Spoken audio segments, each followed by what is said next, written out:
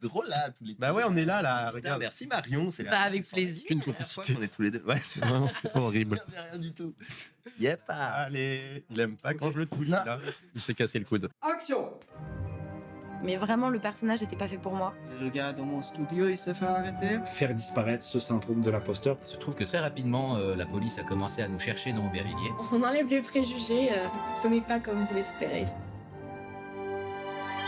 Allez, moteur! Allons-y! Moteur!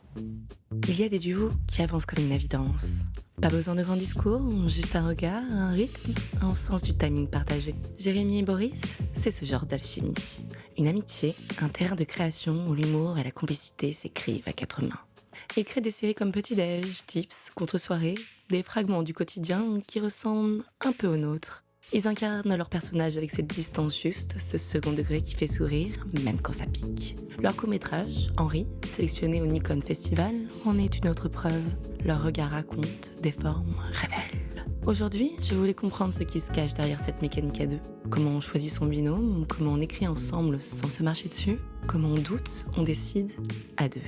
Et surtout, ce qui reste quand la caméra s'éteint.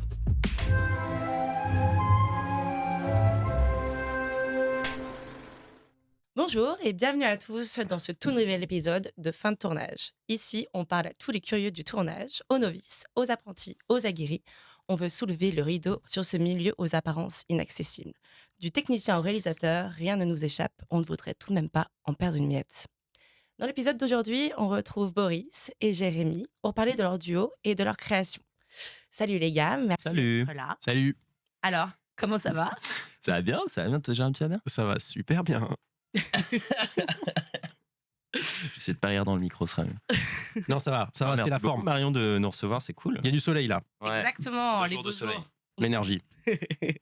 En plus, quand cet épisode sortira, ça fera tout juste 1 an que fin de tournage existe. Donc merci les gars d'être là pour ce super événement. Attends, on fait les 1 an. Joyeux anniversaire. Putain, mais joyeux anniversaire, délire. Très bien. C'est Est-ce jeune. que ça vous dit de vous présenter rapidement à nos auditeurs, votre parcours On fait pierre, feuille, ciseaux? Allez, pierre, feuille, ciseaux. On a fait la même chose. On est super complices. Mais ça. Ah, voilà, regardez ça, ça commence bien. Et oh, Allez, gagné, putain. Ok, J'ai gagné. fonce. Ah, c'est moi qui commence. Bah oui, bien sûr. Allez, c'est parti. Faut que je fasse quoi? Faut que je me présente. Ouais, c'est ça. Rapidement, écoutez, bonjour à tous. Non, moi c'est Jérémy Barrière, je suis auvergnat. C'est la première information que je donne parce que c'est hyper important pour moi, parce que j'adore l'Auvergne. C'est une terre que j'aime énormément. Voilà, moi j'ai été formé dans plusieurs écoles. J'ai fait le conservatoire de Lyon, super conservatoire de théâtre. Après j'ai fait la classe libre du cours Florent. Et puis voilà. Hein. Et puis après j'ai rencontré assez rapidement le charmant monsieur qui est à ma droite là. Salut. Et puis on a commencé à créer ensemble et voilà. Hein. Ça c'est une petite présentation rapide. C'est drôle parce qu'on fait beaucoup de présentations, Ouais. je veux dire, pour les castings et tout, et tu as vraiment fait pareil que face à une directrice. Exactement. J'ai l'impression d'être face à une directrice de casting, je l'ai fait de la même manière. Alors on va passer à la première séquence, tu peux te mettre en place. Allez, je suis en place là. Et moi, du coup, je m'appelle Boris Barou. J'ai fait 3 ans dans une super école de théâtre qui s'appelle les cours Raymond Aquaviva. J'ai rencontré mon agent. Mais je dis comme pour les Bah ouais, on directrices dirait que de t'es casting, face à une c'est directrice de dingue. Et casting. voilà, j'ai rencontré mon agent en 2e année dans cette école qui s'appelle Dorothée Grosjean, qui est géniale. Et non, et très vite, j'ai rencontré le Jérém. Avant de te rencontrer, quand même, j'ai monté une asso qui s'appelle Adren. Le but, c'était de mettre en relation des gens dans le milieu et tout. Et je commençais à tourner très vite. On s'est rencontré avec le Jérém et est né de cette rencontre une grande amitié. Et un amour. Calme-toi, quand même. Ok, ouais. Et un amour partiel, en tout cas. D'un seul côté. Avec, voilà, une grande amitié, une grande collaboration. Et le frérot, quoi. Le sang. Comment vous vous êtes rencontrés en fait du coup ? Ouais, je peux raconter? Vas-y. Ok. Allez. C'était un soir de pleine lune. Boris marchait dans un parc. Non, c'est pas ça. C'était vraiment beaucoup plus simple que ça. En fait, Boris, à ce moment-là, il avait Adren et il a monté un court-métrage. Il avait mis une annonce sur Facebook. Comme quoi il cherchait un comédien de mon profil. Et du coup, j'ai répondu à cette annonce. Et du coup, j'ai passé le casting. Il commence direct par faire une vanne. Je me souviens plus de la vanne. Mais ça match en 2-2. Le mec démonte le casting. C'est génial. Hyper fort. Je le prends pas. Il m'a pas pris. Mais c'est pas vrai. C'est ça qui est excellent en fait. C'est ça qui est fou. C'est ça qui est génial. Mais énorme. Bah oui. Putain, t'as pris Et qui ça à a la été place? Quentin Sommer, un super acteur. Et en plus, c'était un premier cours. Enfin, c'était l'un de mes premiers. Je sais, c'est vraiment pas dingue et tout. Je voulais faire un travelling de 3 minutes. Le texte était donc un monologue de 3 minutes. J'étais dans un truc de quête de performance de réal où, comme tu sais pas encore trop réaliser, que tu dis non, mais attends, mais ma vision, elle est hyper particulière et tout. Pas du tout. Et, mais Quentin était génial et ce cours est trop cool. Pour l'époque, en tout cas, c'est trop bien. Mais du coup, avec Jérém, on s'est quitté, on s'est dit il faut qu'on se capte en fait. Ouais. Et on s'est pas capté pendant 6 mois. Ouais. Et Ouais, c'est ça. Et après, on s'est vu et on a commencé à se pitcher des idées, on va se boire un verre ensemble et on a commencé à pitcher des idées, des trucs qui nous faisaient marrer. Et on s'est rendu compte un peu qu'on avait le même humour et la même envie, les mêmes énergies, quoi. mais on a bossé le cons. Ouais, c'est ça. qui nous a. Ouais. Qui nous a... Ça a commencé. Après, moi, j'ai passé le concours du Conservatoire national supérieur d'art dramatique. Pas mal. Et je l'ai pas eu. Non, mais du coup, je cherchais une réplique et du coup, j'ai demandé à Boris de faire ma réplique. On a commencé à travailler ensemble à ce moment-là. Ouais. Et l'alchimie est née. Et après, on s'est plus quitté. On a commencé à se pitcher des trucs et à se dire, ok, marrant. Puis on a commencé à se tester en écriture ensemble et on a vu que ça matchait. Et après, ça ne s'est jamais arrêté. Et ce qui est génial dans cette rencontre, c'est qu'on a démarré direct dans le travail en fait. Il y a eu ok, vas-y, on se pitch des idées, rendez-vous, on se pitch des idées, puis il y a le cons, ok, vas-y, on bosse le cons, puis après il y a petit déj du coup, une idée, il a débarqué un matin avec une idée, une idée, voilà, on s'est dit bon bah vas-y, let's go, on fait petit déj. Donc, débrief. Le lundi, mardi, jeudi, c'est toi qui es en full time pour le ménage. D'accord. Et moi, je suis en off le mercredi, le vendredi et tous les week-ends. Je suis overbooké, désolé. Donc c'est encore moins. Ouais, c'est ça, exactement. Et on est devenus potes pendant et après petit déj, mais ça n'a pas été le premier, tu vois, la première impression qu'on a eu l'un de l'autre, ça a été d'abord un match giga professionnel. Ouais. Et à force de passer des nuits à écrire, Ouais. les l'amitié est tournages née. se rapprochent tellement, L'amitié. voilà, l'amitié est née. Donc on va se calmer sur les compliments. Ouais, vas-y. Non, elle est- Complimente-moi là, Non, c'est mais le moment. C'est pas tout le que temps du drôle, love. quoi. C'est pudique en fait entre nous, ok. Ouais, c'est un peu pudique. Mais non, mais ça, c'est un truc assez important à dire, c'est que c'est pas avec tout le monde qu'on peut travailler aussi facilement. Il y a des affinités qui se font ou pas. Et moi, depuis très longtemps, j'en rêvais, je le dis, hein, honnêtement. Mais c'est parce que je rêvais de réussir dans un duo, dans un groupe, et pas de réussir seul de mon côté. Parce que, voilà, il y a plein de groupes qui nous font rêver quand on est gamin, quand on les regarde à la télé. Et c'est ça qu'on a envie, quoi. Parce que ce métier est rempli de solitude et c'est trop bien de réussir à plusieurs. ULM. Voilà, hein. Ouais. Première question, on a mis 15 minutes, ça va être très très très, Nickel. très long. Non, mais c'est trop bien, c'est exactement ça qu'on veut, c'est nickel. Ah bah On oui, tu veut nous du coupes, je Boris suis et con. du Jérémy. Tu nous coupes de toute façon, Ouais. derrière. Non, tout ça, je coupe pas, c'est de Ouais, là. c'est ça. On va... Alors, tu sais quoi, on va regarder. C'est coupé. Est-ce que vous avez une anecdote marquante à nous raconter sur vos projets, surtout vos projets au début?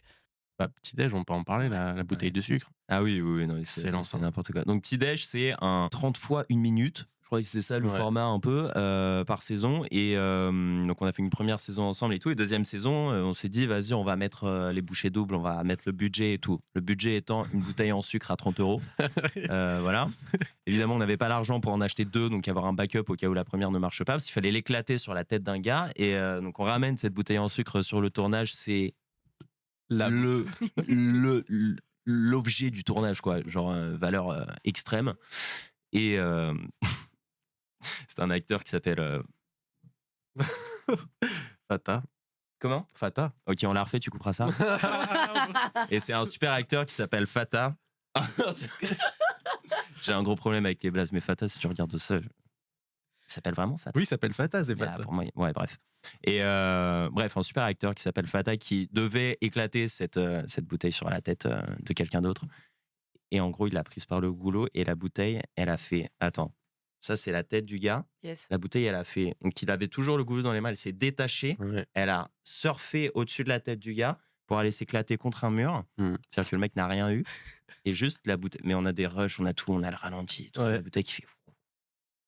Et une prise niquée. On a dû réécrire toute la fin, parce que, crois-le ou non, c'est le levier scénaristique de l'épisode. Et on a dû tout réécrire sur le moment. Après, ça, c'était 1 minute, c'était un truc réseau, mais Mais quand même. on a dû s'adapter. Voilà. Et donc, acheter 2 bouteilles en sucre si jamais vous voulez faire un levier d'action, de Ouais. comédie, de cascade, quoi. Et après, on l'a refait sur une autre fiction qu'on a fait et on a réussi. Et on a réussi. C'est un peu Et ça notre rend vengeance. Trop bien. Incroyable. Pour ceux qui nous écoutent, vous pouvez aller retrouver l'épisode directement sur YouTube et vous pourrez voir ces extraits inédit. Le petit déj, je crois que c'est sur Insta. Ouais, petit déj, Petit sur Insta. Ah ouais, mais contre soi, le truc de la deuxième bouteille, là, l'épisode n'est pas dispo en ce moment d'ailleurs. Non. Mais il va être reposté sur YouTube. Et petit Ok, déj, c'est dispo sur Insta. Et J'aimerais parler un peu maintenant de votre dynamique de duo. Comment, parce que vous avez des créations et vous jouez à chaque fois tous les deux dans vos créations. Comment est-ce que vous choisissez le rôle de l'un et de l'autre? Vas-y, en fait, c'est assez simple, ça se fait un peu. Enfin, ça se fait assez automatiquement. Ouais. C'est vrai qu'on réalise ensemble, on a dit qu'on réalisait les projets ensemble, mais Boris, c'est plus le réalisateur technique, sur toute la partie technique. Moi, je faisais plus de l'artistique et de la direction d'acteur. Et c'est comme ça qu'automatiquement, ça s'est fait, mais ça s'est fait très, très simplement, en fait. Tout simplement. Mais nous, on a une vision très importante, et je trouve ça très important, c'est la star. La star, c'est le projet. Et ça, c'est un mindset qui est hyper important, de toujours penser au projet et de ne pas avoir d'ego. Et je crois aussi que c'est comme ça que ça marche, qu'on n'a pas d'ego entre nous. Et voilà, hein. On sait quelles sont nos capacités, là où on est bon, là où l'autre est moins bon, et on sait se répartir le travail correctement et s'écouter. Et ça, c'est chouette. Donc, complètement d'accord sur la star, c'est le projet.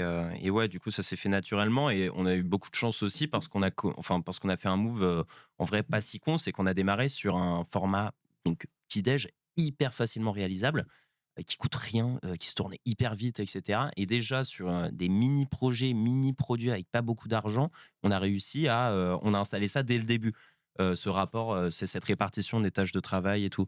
Donc, et on a fait que monter en qualité de projet, enfin en termes d'orga et tout, ça a été de plus en plus conséquent et on a toujours continué d'appliquer ça avec des remaniements de tâches, de tout ça et tout. Mais on n'a pas commencé direct hyper fort. C'est là où je pense où ça peut être dangereux, c'est de tenter une collaboration avec quelqu'un directement sur un projet de grande ampleur et tout. Là, on a démarré avec rien et on s'est calé petit à petit, qui fait qu'aujourd'hui, ça nous paraît limpide la manière dont on travaille ensemble en fait. Trop bien, putain, le Et rêve. du coup, on a une mécanique, en tout cas, de réal sur le tournage, je veux dire, qui est hyper bien huilée, qui fait qu'il y en a un qui parle à certaines personnes, l'autre à d'autres personnes. Et nous, on se concerte tout le temps sur toutes les décisions. Et on a trouvé un truc qui fait qu'aujourd'hui, et même on peut jouer et réaliser dans nos projets sans que ça nous prenne trop de temps. Après, on verra peut-être qu'il y a un plafond de verre et que sur un moment, on sera obligé de. Voilà, on écrit en ce moment un truc qui est vraiment plus conséquent que ce qu'on a fait jusque-là. Moi, je me donne une moins grosse partition et Jérém en a une plus grosse aussi pour qu'on puisse gérer sur le tournage. Et voilà, qu'il y ait quelqu'un plus derrière la cam, parce que là, c'est des projets où vraiment chaque plan ça doit tout le temps être le cas, mais où chaque plan va compter, va être techniquement assez complexe. Donc, il faut qu'il y ait quelqu'un. Et on avait l'option de prendre un réalisateur, je veux dire, externe à nous deux, mais pour le moment, on n'a pas encore eu de match avec quelqu'un. Mais en vrai, on est en recherche, je pense. Ouais. Enfin, on verra comment ça évolue, mais si un jour on rencontre quelqu'un, un troisième qui nous dit les gars, allez-y, vous écrivez, vous jouez dans vos trucs et moi je réalise, et qu'on est complètement d'accord avec sa vision, là, ce sera le bonheur. Pour le moment, en tout cas, on a ça qui marche. Est-ce que vous avez des fois des désaccords créatifs quand même entre vous deux, des petits conflits? Franchement, c'est très très rare, hein. Ouais. Rien qu'à l'écriture. Déjà, on écrit ensemble et ça, c'est vachement bien. Écrire à deux, ça amène tout de suite au dialogue et à la négociation. Quand tu as une idée, tu es obligé de la mettre en avant, tu es obligé de trouver des arguments pour ton idée. Donc, tu sais très bien si elle est bien ou si elle est mauvaise. Mais pareil, en écriture, je trouve qu'on n'a pas vraiment d'ego et on essaie toujours de se dire qu'il faut que sur chaque idée, on soit vraiment, vraiment d'accord tous les deux. Pas vraiment, s'il y en a une, on est vraiment en mode ok, non, vraiment, je te jure et tout. Et l'autre, il finit un petit peu par céder et dire ok, ok, pas de souci, je te fais confiance, on y va, quoi. Mais c'est quand même très rare les désaccords artistiques, je trouve. Qu'est-ce que t'en dis? Qu'est-ce que t'en dis? Ouais, Qu'est-ce que j'en dis? c'est à toi que je Laisse-moi balance là. Laisse-moi réfléchir. Attends, qu'est-ce que j'en dis? Putain, je sais pas. Non, mais ouais, je pense qu'il y a un truc qui est priceless qu'on a qui fait que les écritures, elles sont folles et qu'on a un truc peut-être que tout le monde. Enfin, j'imagine un match de scénariste, forcément, il faut le trouver, mais quand tu l'as, c'est parfait. Mais c'est qu'on se fait giga confiance sur tout, en fait. On a confiance en la vision de l'autre. On a confiance en la vision de l'autre, donc les concessions, on peut en faire, mais c'est pas des concessions à part entière. Il y a un truc de ok, je vois pas trop où tu veux aller, mais je sais que tu vas quelque part et j'ai envie de te faire confiance. Donc en fait, on n'est jamais déçu quand quelqu'un veut aller là et que quand on a des désaccords, c'est pas des désaccords, c'est des visions différentes, mais comme on se fait confiance, on arrive toujours à trouver un truc et à la fin, on arrive avec un scénario qui est la moitié de nos deux cerveaux. Ouais. Trop bien. Et qui fait qu'on est content, quoi, à chaque fois. On a peu de débats, c'est vrai que je me faisais la réflexion, on a peu de débats sur le non, mais moi je tiens à cette idée, non, mais moi je tiens à celle-là et tout. On argumente toujours un peu parce qu'on donne du corps à notre argumentaire quand on parle d'idées, etc. Mais très vite, on fait, ouais, je vois toi ce que tu veux dire, je vois tu veux aller là, etc. partons là-dessus. Et de toute façon, si c'est une mauvaise piste, on finit par s'en rendre compte tous les deux. Il n'y a pas de. Ce sont les nœuds. Si au bout d'un moment, il y a un nœud qui se crée et tu sens que tu vas dans le mur, tu traces, tu défiles le truc et au bout d'un moment, tu es au pied du mur, tu fais bon, bah, c'est pas là qu'il fallait aller, quoi. Parce que c'est important de laisser la place au processus créatif de l'autre aussi et le laisser aller au bout de son idée. C'est-à-dire que c'est pas forcément un ping-pong, ça peut arriver, il y a différentes façons. Ça peut être un ping-pong d'une réplique, il me dit une réplique, je lui dis l'autre et on y va. Ou alors on part en impro, il y a quelque chose de délirant qui se passe. Ou alors il y a très vite un truc où il y en a un qui se pose face à l'ordi et qui a une idée et l'autre il lui dit vas-y, va au bout, quoi. Va. Et je t'arrête pas et on voit après ou on se fait des retours après. Mais toutes nos idées, on les signe ensemble comme si c'était c'est tout le temps nos deux cerveaux, quoi. On va pas dire cette vanne c'est à moi, ça c'est à moi. Je pense que le truc le plus gratifiant c'est d'écrire une vanne pour l'autre et que ça fasse rire. Et ça, c'est cool, quoi. Voilà. C'est ça qui est, ce qui est intéressant à deux, c'est d'aller chercher un peu la bête chez l'autre, quoi. Il y a un truc un peu de. Déjà en jeu fois 2000, si tu vas le pousser à bout, tout faire pour qu'il lâche la prise parce qu'il en fout rire. En écriture aussi, et c'est pas que en comédie, mais le but c'est d'aller chercher un peu le bon truc, le truc qui fait tiquer ou l'idée qui est un levier vers plein d'autres idées ou vers un axe bien plus intéressant. Mais c'est ça qui est intéressant quand on est deux, c'est d'aller se chercher, quoi, mutuellement. Et ce truc pour moi qui montre bien qu'on n'a pas d'ego, c'est qu'on a écrit beaucoup de choses sans mettre nos prénoms. On a écrit 1, 2, 1, 2, 1, 2, 1, 2, 1, 2. Et c'est le meilleur moyen de se dire, alors je vais pas écrire, on voit Jérémy, je vais écrire une vanne qui est mieux que l'autre. On fait 1, 2, 1, 2, 1, 2. Et une fois qu'on a le scénario qui est cool, on se dit, bon, vas-y, tu veux jouer quoi hop. Et ça prend 3 secondes. Il n'y a jamais eu un débat énorme de se dire, ah non, mais moi je préfère faire ça ou je préfère faire ça. Il y a eu même des fois des veilles de tournage, on se disait, ouais, écoute, je sens bien ce truc-là, est-ce que tu crois que je peux le faire? Bah ouais, vas-y, fonce. On s'en fout, quoi. L'important, c'est que le projet il soit bon et si tu le sens, bah vas-y, go. Comment on écrit à deux? Est-ce que vous auriez des conseils pour ceux qui nous écoutent? Écrire tout seul, t'es avec tes idées, etc. Mais comment t'écris à deux? C'est quoi votre méthode de travail, en fait? Est-ce que vous avez un grand tableau derrière? Vous brainstormez ensemble? Comment vous faites? Dites-nous tout. Moi, je marche beaucoup au croquis. J'ai besoin de faire. J'avais vu une vidéo, c'était de Nolan, je crois, il y a 2 ans, qui explique, je sais plus quel film sur un tableau. Il fait là, ça va là et tout. Ça m'a mindset, mais de fou malade. Et depuis, je fais des croquis pour tout, mais même les scénarios les plus cons. Je suis vraiment genre, ok, donc ça, c'est le début, ça, c'est là. Et je sais pas, de visualiser le truc, ça m'aide beaucoup. Mais sinon, non, conseil, on est son père pour donner des conseils, mais s'il y a un truc, nous, qu'on a capté, et qui, en tout cas, moi, le avant Jérém et le après Jérém, ça a été flagrant, c'est juste de trouver la bonne personne qui a l'ego bien placé dans l'écriture. Et ne jamais se vexer parce que la personne en face de toi ne comprend pas où tu vas ou juste n'est pas fan avec l'axe que tu prends ou l'idée que tu as ou même la vanne que tu as. Surtout en comédie, il y a un rapport où je suis pas trop fan de cette vanne, ça veut dire non, t'es pas drôle. Non, c'est juste que peut-être qu'elle est pas appropriée par rapport à ce que tu construis. Des fois, il faut doser, là, surtout en comédie, le rapport histoire, ce que tu veux raconter et le décalage que tu amènes, mais qui doit être de 20%, 30% max. Et donc voilà, mettre son ego au bon endroit et se dire si une vanne n'est pas bonne, bon, t'as fait de la merde, c'est normal. Le but de l'écriture, c'est d'aller choper les 10%. Ça peut être frustrant, mais il faut pas avoir peur de repartir à zéro et tout effacer aussi et de pas fixer les idées, parce que des fois tu as une idée, tu dis putain c'est génial et tout, etc. Et le lendemain tu reviens et tu fais ah putain on a quand même travaillé pendant 3 heures pour trouver ça, bah c'est pas grave, faut repartir à zéro. Voilà, c'est comme ça, hein, c'est vraiment qu'une question d'ego, et encore une fois il n'y a pas de méthode et ça dépend vraiment de chacun. Et très honnêtement, moi on a parlé avec des potes qui nous posaient la même question. Voilà, il y a des séances d'écriture où il n'y a rien qui sort, quoi. 15 minutes de vie. Pardon, pas 15, 45 minutes, 1 heure, on est quand même. C'est pas grave. Garde le plafond. Ça arrive. Mais passer par le vide aussi. Et se nourrir en dehors, et même c'est un truc qu'on pourrait faire encore plus, je pense, c'est se nourrir en dehors des sessions d'écriture, dans le métro, le soir, de se dire, ok, vas-y, avec quoi je peux arriver demain, quoi. Ouais. À chaque fois, vous prévoyez en fait dans votre semaine, ok, là aujourd'hui on va écrire, ou alors c'est des fois vous avez une idée, on se dit ah bah vas-y, on se voit demain, on écrit. Non, à chaque fois vous avez dans votre semaine des jours dédiés uniquement à l'écriture. Ouais, on a des créneaux, C'est, j'aime bien l'idée que soit il y a un truc de discipline dans l'écriture de non, mais là en fait on ne fait rien d'autre. On se pose, on réfléchit, on essaie de trouver, parce que sinon, et encore aujourd'hui avec les téléphones, avec tout et tout, tu te déconcentres en 2 secondes. Même chez Studio Coquillette, on en parlera peut-être après, mais il y a toujours du mouvement, du taf, des choses dont il faut qu'on parle, etc. Et c'est moins propice, c'est pas un endroit propice à l'écriture, quoi. Donc se donner des créneaux où il y a rien à faire, juste à réfléchir, à parler de tel sujet que tu vas aborder et tout. Enfin, nous, c'est comme ça que ça marche. Après, il y en a d'autres écrivent pas pendant 2 mois et qui écrivent en 2 jours un truc. Et même nous, on a ça de temps en Ouais. temps. Tu vois, il y a des élans d'écriture. Après, ça devient limpide quand on a la bonne idée et quand on sent ça déroule. Déjà, généralement, quand on a un bon début, on a la fin. Et ça, c'est un bon indicateur de savoir qu'on a la bonne idée. Mais après, voilà, ça déroule. Et après, c'est cool quand tu deviens amoureux de ton projet et que tu as envie d'y retourner parce que tu dis, ah putain, c'est trop bien l'idée qu'on a, elle est trop chouette. Mais parce qu'on a passé 3 jours à avoir la tête dans le vide et à dire, ça, on va faire, non, bah, ça, oui, non, ça, non. Et après, au bout d'un moment, let's go. C'est combien de jours par semaine, par exemple, d'écriture, pour savoir? Ouais, ça dépend des emplois du temps de chaque En ce semaine. moment, Ouais. on doit être à 3 jours en complet. Non, on doit être à 2 jours et demi Ouais. en journée complète, mais c'est réparti en session de pas moins de 3 heures, mais Ok. en session de 3 qui peuvent monter jusqu'à 5, 6. Ouais, ça va être 2 jours et demi. Mais en ce moment, parce qu'on est en phase d'écriture, après, Ouais. des fois, on est full en prépa. Et vous écrivez où? Vous avez un endroit dédié ou genre, quand vous y allez, c'est écriture only ou... Là, il y a Studio Coquillette il commence à faire beau, donc il va y avoir une petite terrasse chez Studio Coquillette, ça va devenir notre spot, je pense. Trop bien. Au soleil et tout, ça va être sympa. Mais ouais, juste pas trop de bruit, pas trop de distraction. Sinon, ça peut être en appart. Dans Ouais. des bars, il y a un mood aussi, je trouve. Ouais. Ça dépend des bars. Ça peut être inspirant. Il y a plein de choses, de choses à observer. Comment on écrit une bonne histoire? Comment on écrit une bonne histoire? Mm. Oh, waouh, bah, Alors, aucune idée. Hein. Une seule seconde, je réponds à ces questions. Ouais. Je sais, Ouais, une histoire qui te parle grave. exactement. Une bonne histoire.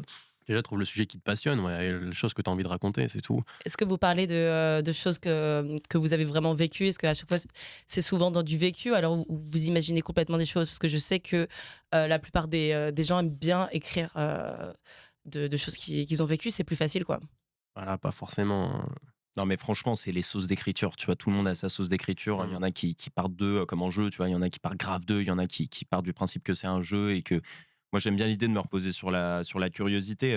Moi, enfin, ma vie, pour moi, giga intéressante. Il se passe 20 000 trucs pour les gens. Je sais pas si ma vie est intéressante. Je vois pas. Moi, c'est des trucs qui me sont personnels que je kiffe et voilà, qui me font ressentir plein de trucs parce que je l'ai vécu. Donc, je suis hyper subjectif dans le truc.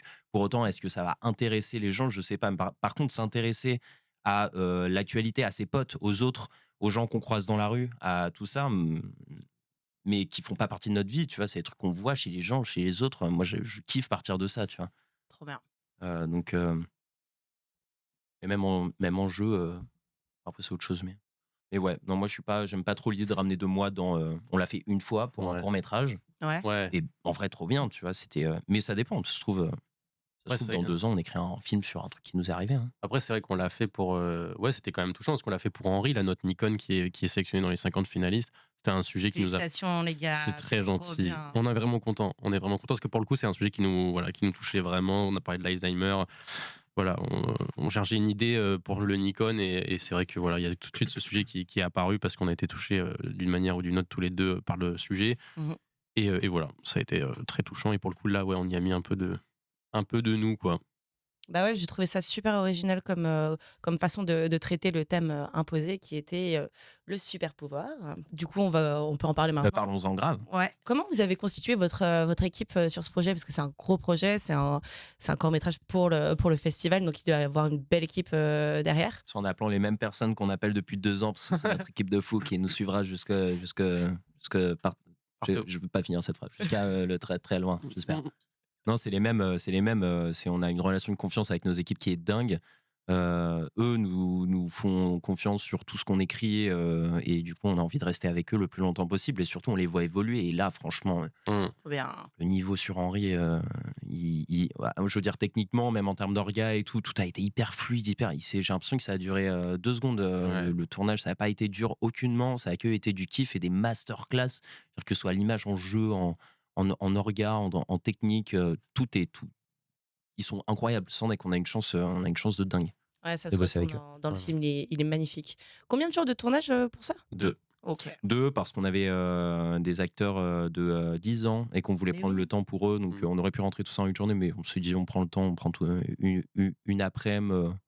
Voilà, on serait senti mal, je pense, de ramener des enfants dans une orga speed. C'était comment, du coup, de diriger des enfants acteurs? Est-ce que c'est différent? Non, c'était vraiment super. Hein. Du coup, en plus, c'était le premier projet sur lequel on s'effaçait, nous, à l'Actora. Ah, du coup, c'était ma prochaine question. Ouais, voilà, nickel. On a lu les questions de toute façon. Je vois en fait de là. Il nous les a affilés. Je lis à l'envers. Non, c'est pas vrai. Non, merde. Bah, merde, je dis plus rien alors. Non, mais non, c'est la première fois. Mais du coup, Donc on avait le temps de les diriger et ils étaient impressionnants. Après, ils avaient des carrières quand même phénoménales. Hein. C'est des petits qui jouent les fils de beaucoup de grands acteurs, voilà, les enfants de grands acteurs au cinéma, à la télé. Ils travaillent énormément, ils ont beaucoup de jours de tournage, donc ils ont l'habitude. Donc on avait beaucoup, beaucoup de chance. Donc c'était vraiment facile. Ils avaient vraiment le sens d'eux. Il suffit de leur donner une indication et à la prise d'après, ils répondent et c'est trop chouette. Il suffit de leur donner une indication, d'un silence jusqu'à ce qu'on dise action. Et là, ils appliquent le truc. Ouais, mais ouais. quand t'as le chef opérateur qui est adorable, Quentin Oyo, non mais je vais le redire, je m'en fous, je le dirai tout le temps. Je l'ai dit en plus il y a 2 jours à une projo. Mais Quentin, il fait des vannes tout le temps, mais quand c'est avec des gosses de 11 ans, tu vois, qui sont en réception de tout ce qu'on leur donne et qui savent pas, forcément, il y a un truc de cadrage qui est moins. Qui est moins présent à cet âge-là, il se déconcentre en 2 secondes. Donc il leur fait 2-3 vannes, il déconne avec eux. On arrive, action. Ils ont rien retenu, alors que c'était il y a 1 minute, tu vois. Mais normal. Donc juste, on lui a parlé à Quentin sur le tournage, mais silence tranquille, on les laisse tranquilles se concentrer et tout. Et par contre, oui, dès qu'il a compris ça, dès que on les laisse un peu tranquilles et juste que ça passe avec fluidité de la direction d'acteurs et d'actrices aux actions, c'est génial. C'est un délire. Parce que c'était pas si évident que ça à jouer. On leur donnait des indications très précises, des trucs vraiment minimalistes, des petites choses, et c'était impressionnant comment ils digéraient le truc et ils le sortaient, que ce soit des silences ou des choses fines, quoi. Donc c'était trop cool, trop fort. Comment vous avez décidé de ne pas jouer dedans? Encore une fois, la star, c'est le projet. On n'était pas. Ouais, c'était pas difficile de prendre ce genre de Vraiment décision pas. du tout, quoi. Ah non. Ça a été hyper naturel. Enfin, on se sentait pas inclus. En plus, au début, on écrivait un court-métrage de 15 minutes sur la thématique de la maladie d'Alzheimer, une comédie sur 2 jeunes qui essaient d'arnaquer un grand-père atteint de la maladie d'Alzheimer. Et en fait, il y a une histoire d'amitié, de dingue, de relation grand-père-petit-fils qui se crée. Un truc voilà, qui sortira peut-être un jour, on sait pas. Mais au début, on s'était écrit une partition là-dessus. Et arrivé au Nikon, on a changé tout le pitch. Pareil, sans penser à nous, qu'est-ce qu'on va faire. On avait besoin d'écrire ça et tout. On est arrivé, bon, bah, alors attends. Donc, il y a peut-être le rôle de. Bah, il n'y a pas de rôle pour nous, en fait. Donc, il y a des gosses. Ouais. Donc, le maquillage s'est tendu. Une maman, un grand-père et basta, quoi. Donc, Ouais. Exactement. Est-ce que vous aimez bien, quand même, du coup, réaliser des courts-métrages ou des projets où vous jouez pas dedans, ou alors vous garderez quand même pour plus tard je garde un super bon souvenir de cette collab à la réal, et je pense qu'à la minute où on aura l'occasion de le refaire, si c'est notre envie à tous les deux et que il y a un alignement des astres et que ça se fait comme ça, bon bah franchement, let's go. Après, ça dépend, c'est nos envies à chaque fois. Moi, je sais que je me dirige de plus en plus avec le temps vers la réalisation. Je me rends compte de projet en projet que je kiffe. Je commence à bosser à côté de la fiction, je veux dire, en réal aussi, et je me plais vraiment là-dedans. Donc, sans pour autant perdre le jeu, j'ai envie d'approfondir un peu plus ça. J'ai l'impression que Jérém a vraiment envie de s'investir dans le jeu et aussi dans la production. Donc, nos rôles évoluent, nos envies évoluent. Donc on va voir. Exactement, il faut écouter les envies des uns et des autres en fonction du temps qui passe, et c'est ça qui est un peu en train de se dessiner, je crois. J'ai oublié de vous demander, ça fait combien de temps, du coup, que vous travaillez ensemble? Ah, ça va faire quoi, 3 ans maintenant? Ça passe ouais. tellement. 3 ans? Mais ça passe super vite. C'était quand? C'est il y a 2 ans. Ouais. 2 ans. Ouais. Ah non, mais arrête. Ouais, ça passe vite. Hein. Ah, regarde. Bah si, ça passe vite. Oh putain. Ouais. Oh, Ah, si, bordel. c'est ça, je crois. Hein. C'est ouf, parce que moi, j'ai tout vu. Je vois vraiment quand même l'évolution depuis Petit-Déj. C'est un truc de malade mental, là. Vous êtes trop forts, les gars. Je crois que c'est juste un truc comme ça où on prend le temps, hein, vraiment. Ouais. On prend le temps de faire format par format et de prendre le temps qui fait qu'aujourd'hui, bah, on est en train d'écrire un court-métrage et ça nous fait pas peur parce qu'on sait qu'on a eu les étapes avant et qu'on prend le temps de faire chaque chose en son temps, quoi. De toute façon, maintenant, vous avez vraiment l'habitude de travailler l'un avec l'autre. Vous parlez de confiance tout à l'heure. Vous avez une équipe qui marche trop bien. Franchement, qu'est-ce qui pourrait ne pas marcher? Bah écoute, à tout moment notre prochain projet. Hein. Non mais c'est hyper. Non mais on va voir. Non mais Après, la limite, c'est toujours les financements et l'argent. Donc, on fait des appels à projets et puis voilà, c'est comme ça. non mais ce qui est stylé, c'est qu'on a. Attends, je me lance dans un truc. Est-ce que ça vaut la peine? Mais si. Non mais est-ce que c'est assez bien formulé dans ma tête pour que ce soit. Tu tu peux vois. tenter, mais au pire, on coupe. Non mais ce qui est stylé avec Jérém, c'est qu'on. J'ai l'impression qu'on se contente jamais, quoi. On se dit jamais des. Bon, ça on a fait. Vas-y, let's go, on refait pareil. Il y a une curiosité. Je trouve qu'on a tous les deux une envie d'apprendre notre métier. Et donc ça comprend un peu tous les métiers, mais dans le développement de projet, en tout cas, d'aller essayer de raconter des histoires différentes. Tu vois, Henri s'est tombé, mais enfin, on n'avait jamais fait de drame. On s'est dit bon bah vas-y, on fait un drame. On se pose pas la question de est-ce que ça rentre dans notre DA, dans notre. on s'en fout en fait. Et surtout, j'ai l'impression qu'à chaque fois, on se rend compte que, ok, donc on peut faire ça. Donc là, on a fait, je sais pas, on a pris 2 jours pour réaliser un épisode avec Kemar de Contre-soirée. Ok, maintenant on sait qu'on peut rentrer dans ce format-là, cette histoire-là, avec tel rendu, etc. Et là, on part encore sur un autre format et qui est plus ambitieux Donc j'ai hâte de voir où ça va s'arrêter et où on va être confronté vraiment à cette limite de l'argent ou du temps ou de nos équipes, ou peut-être qu'à un moment on va avoir des contraintes, mais pour le moment on en a pas. Donc à chaque fois qu'on retourne en écriture, on fait ok, on a fait ça, bah on fait autre chose et on prend plus le temps et on va essayer de faire plus long. Et si ça peut continuer comme ça jusqu'au 8 fois 25 minutes ou jusqu'au long métrage, ce serait trop bien quoi. Mais pour le moment, c'est une question de temps. Ouais, faut juste continuer, prendre le temps de bien faire. C'est ça, on se précipite pas, on n'a pas sauté tout de suite sur l'occasion de faire un court-métrage de 20 minutes, parce que ça reste quand même un truc gros, quoi, et on attend d'avoir la bonne idée, le bon scénario, la bonne chose, donc on se précipite pas, et ça, c'est cool. Et puis la problématique avec les projets conséquents aussi, c'est que tu mets 6 mois à développer un projet, quoi. Et ce qui est sympa, je trouve, dans l'idée de faire plein de petits formats, c'est que tu vas apprendre en fait à réaliser, à écrire, à jouer sur plein de terrains de jeu différents. On a des potes, des gens dans notre entourage, et franchement, c'est chacun sa strat et c'est trop bien, tu vois. Mais qui mettent 1 an à développer un scénario, alors qu'ils ont fait peut-être 2 ou 3 courts-métrages avant.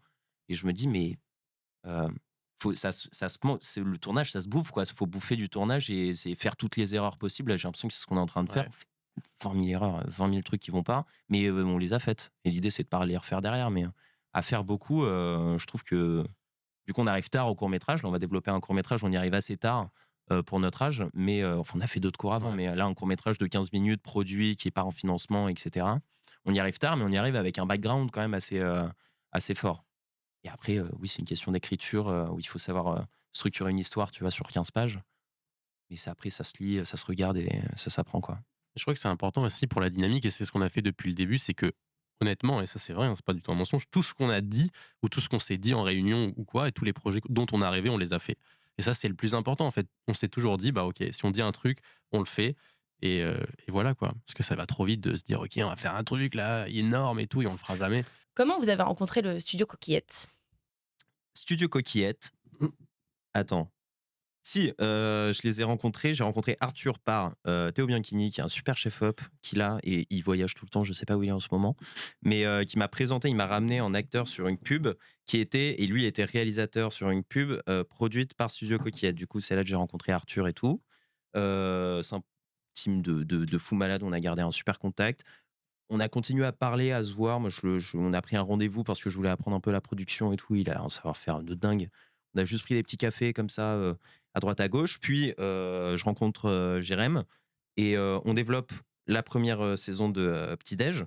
30 épisodes, ça marche un peu, on est content, tout ça, mais on n'avait pas le temps, les sous, tout ça. Et du coup, je dis à Arthur, bah attends, parce que j'avais eu écho que Arthur voulait gagner un peu en visibilité, développer de la fiction, etc. Voilà, du coup, j'envoie un petit message à Arthur. Est-ce que ça pourrait t'intéresser qu'on développe la saison 2 de Petit Déj, mais produit par Studio Coquillette? On trouve un deal de collab, de visibilité, de tout ça et tout. Et du coup, c'est parti de là. On a rencontré Jérémy, on s'est mis tous les trois dans la boucle. On a fait Petit Déj saison 2. Donc, on a fait 60 épisodes en tout. Et c'est parti de là. Donc, du coup, c'est avec eux que vous faites Contre-soirée. Est-ce que déjà, vous pouvez nous pitcher un petit peu le concept de Contre-soirée? Bah, contre-soirée, ça se passe dans une soirée, c'est ce qui se passe en contre-soirée, donc à côté de la soirée, tout simplement. Ok.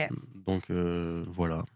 Je crois qu'il n'y a pas grand-chose d'autre à dire, non? Pitch super bien. C'est donc, super mal. Bah, voilà quoi. Tu nous ouvres?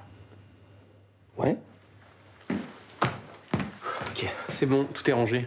Il reste juste ça là.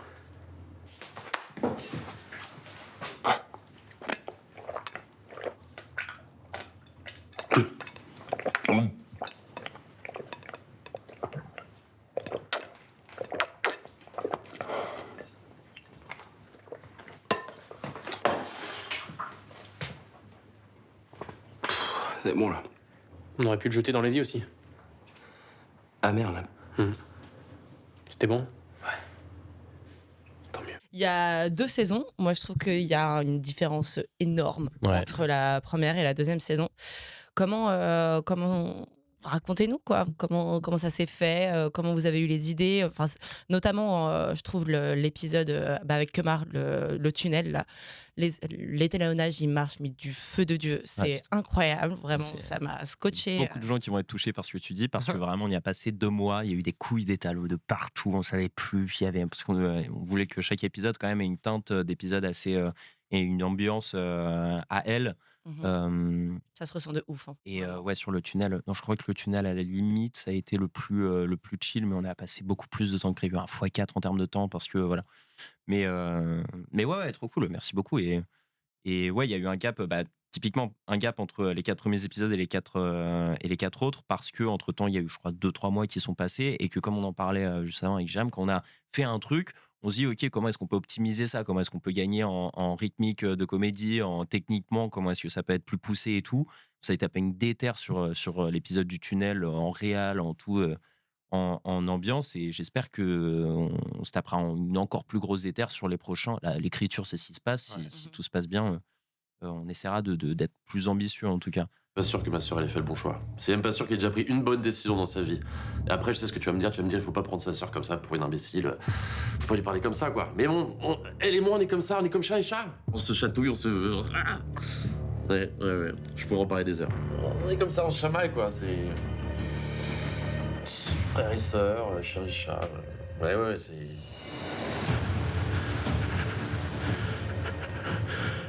C'est pas un nom de chat, Milou, c'est plutôt un nom de chien. Là, pourquoi je l'appelle Milou, à ton avis? Je l'appelle par un nom de chien, alors que j'ai rien contre les chiens. Moi, j'aime les chiens. Alors, quand je parle de chien, je parle pas de Lucas, hein. Lui, c'est un vrai chien. Tu vois, c'est le mec qui saute sur tout ce qui bouge. Maurice, aide-moi, s'il te plaît. Ça fait 2 heures que la soirée est terminée. Il veut pas me lâcher, je suis coincé. Non, bouge pas, j'arrive. Non, mec, tu bouges pas. Tu bouges pas. Si tu viens, il va te prendre aussi. T'es notre dernière chance, mec.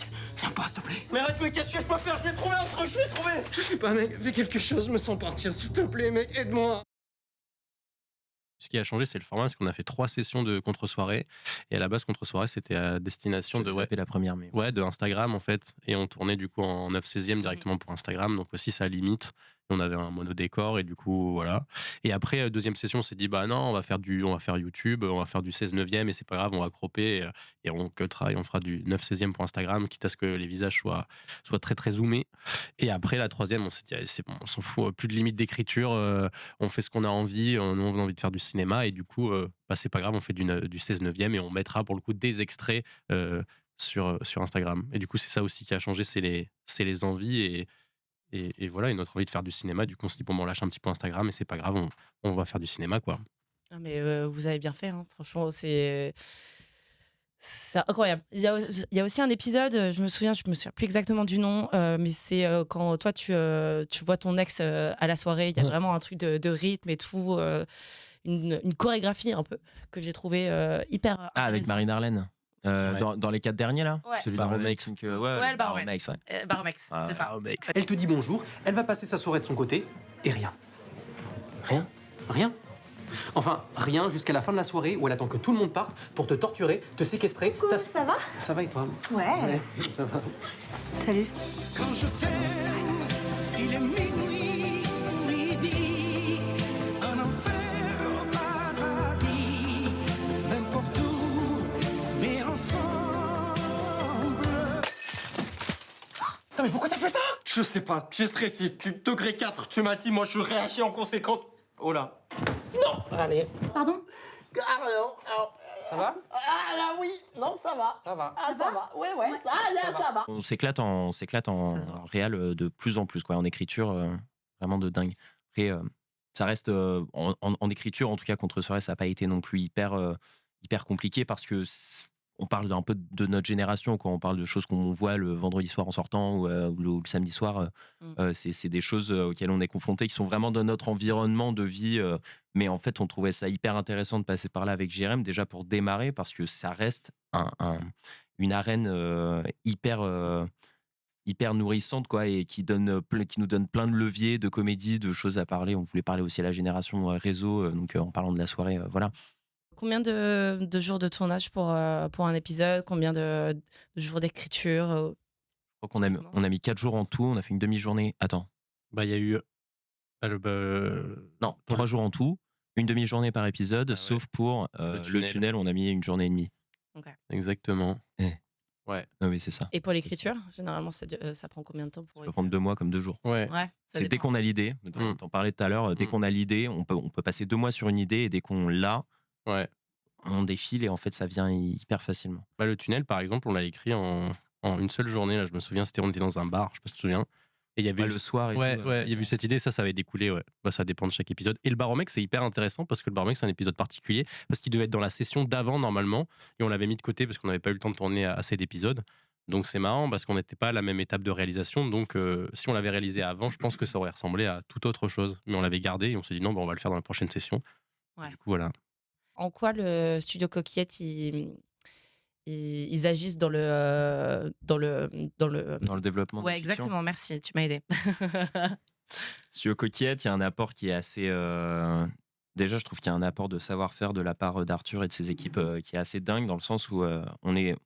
En fait, on peut pas trop savoir parce qu'on s'est cadrés tous ensemble, mais je crois vraiment que le cadre et la dynamique de travail qu'on a installé dans le développement de nos projets, Studio Coquillette y a contribué de fou. Parce qu'on a un cadre, parce que maintenant on a des tableaux avec des locaux et un apport de matériel, de personnes et une vision surtout de leur part qui fait que, ok, d'accord, on écrit en ayant un plan, quoi, en ayant un plan de diffusion, en ayant un plan de tournage, en sachant exactement où on va.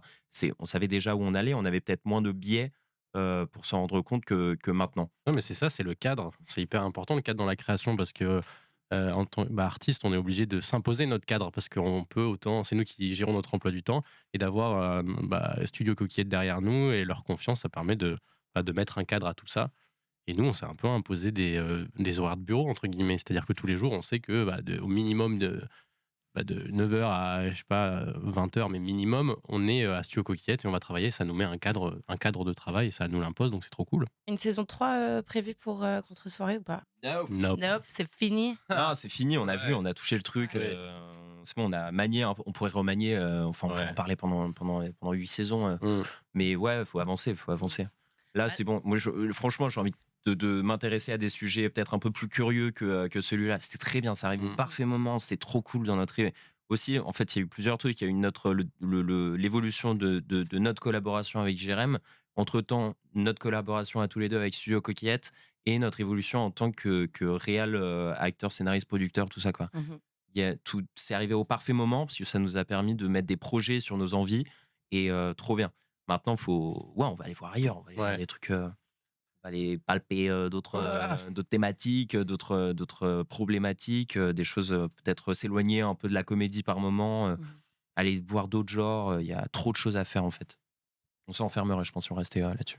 Puis de toute façon, vous avez aussi votre nouveau format, Tips. Ouais, Tips. Vous voulez qu'on en parle? Vous nous pitchez ça rapidement? Parlons-en. Tips, c'est la vie de 2 serveurs un peu cons dans un restaurant parisien qui tentent de tenir et de faire marcher ce restaurant en étant complètement cons et nuls dans ce qu'ils font.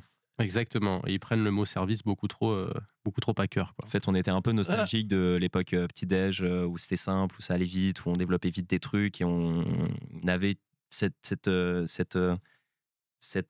jouissance de la réplique, de la vanne, de la chute qu'on retrouve évidemment sur des projets comme des courts-métrages ou Contre-soi ou des séries et tout, mais c'est moins rapide, il y a plus d'orgas, plus de trucs. Il nous fallait un truc où vas-y, lundi t'as envie de tourner, vas-y on tourne et on écrit 3 vannes, 5 vannes, on écrit un épisode et un truc rapide quoi, qui soit palpable. Moi je pense qu'on est réal que quand on réalise, on est acteur que quand on joue, on est scénariste que quand on écrit. Donc on voulait avoir un terrain de jeu pour pouvoir être stimulé constamment et au moins même si à côté on est en développement de projets plus conséquents, on puisse s'éclater quoi tous les lundis.